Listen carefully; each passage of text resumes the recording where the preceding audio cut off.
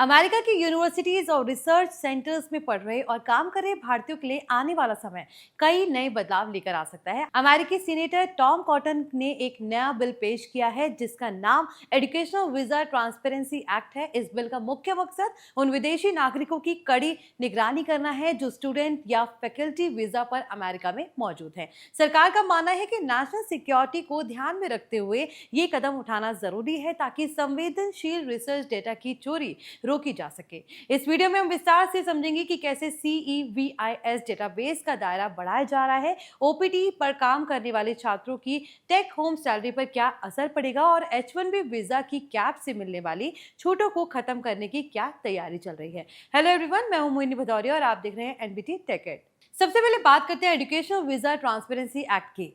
अब तक सेवी सिस्टम मुख्य रूप से छात्रों की जानकारी ट्रैक करने के लिए इस्तेमाल होता था, लेकिन इस नए कानून के तहत अब उच्च शिक्षा में शामिल सभी फैकल्टी और स्टाफ वीजा होल्डर्स को भी इसमें शामिल किया जाएगा। इसका मतलब यह है कि अगर आप अमेरिका में प्रोफेसर, रिसर्चर या किसी यूनिवर्सिटी के स्टाफ के तौर पर काम कर रहे हैं तो आपकी हर गतिविधि पर पैनी नजर रखी जाएगी। इतना ही नहीं, ये बिल डिपार्टमेंट ऑफ जस्टिस जैसी अन्य संघीय एजेंसियों को भी इस डेटा तक पहुंचाने की इजाजत देता है।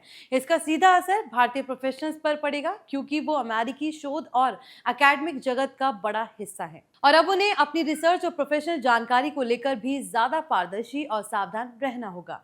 इसके साथ ही छात्रों के लिए एक और इम्पोर्टेंट बिल चर्चा में है जिसे OPT फेयर टैक्स एक्ट कहा जा रहा है। साल 2025 की शुरुआत में पेश किए गए इस बिल का प्रस्ताव है ऑप्शनल प्रैक्टिकल ट्रेनिंग यानी OPT प्रोग्राम के तहत काम करने वाले विदेशी छात्रों और उनके एम्प्लॉयर्स को अब FICA टैक्स देना होगा। अब तक OPT पर काम करने वाले छात्रों को इस सोशल सिक्योरिटी और मेडिकेयर टैक्स से छूट मिलती थी जिसकी वजह से एम्प्लॉयर्स के लिए उन्हें हायर करना सस्ता पड़ता था और छात्रों की जेब में भी ज्यादा पैसे आते थे। लेकिन अगर ये कानून लागू होता है तो आपकी टेक होम सैलरी कम हो जाएगी और कंपनियों के लिए विदेशी छात्रों को नौकरी पर रखना पहले के मुकाबले ज्यादा खर्चीला हो जाएगा। ये उन भारतीय छात्राओं के लिए एक बड़ी चुनौती हो सकती है जो पढ़ाई के बाद अमेरिका में एक्सपीरियंस हासिल करना चाहते हैं। सीनेटर कॉटन ने एक और बड़ा कदम उठाते हुए वीजा कैप एनफोर्समेंट एक्ट भी पेश किया है। ये कानून विशेष रूप से H1B वीजा की उस व्यवस्था को निशाना बनाता है जहां यूनिवर्सिटीज, रिसर्च इंस्टीट्यूट और नॉन प्रॉफिट ऑर्गेनाइजेशन बिना किसी लिमिट के विदेशी वर्कर्स को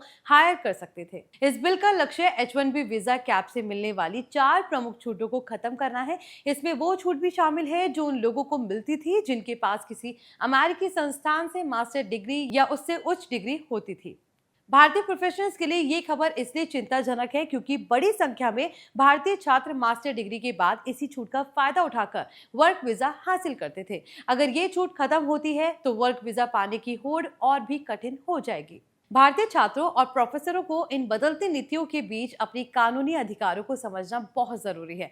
अमेरिका में रहने के दौरान अपनी वीजा शर्तों को अक्षरशः पालन करना ही आपकी सबसे बड़ी ढाल है। अपनी रिसर्च फाइल्स, यूनिवर्सिटी के साथ हुए एग्रीमेंट्स और अपने काम की प्रकृति को लेकर हमेशा स्पष्ट रहें।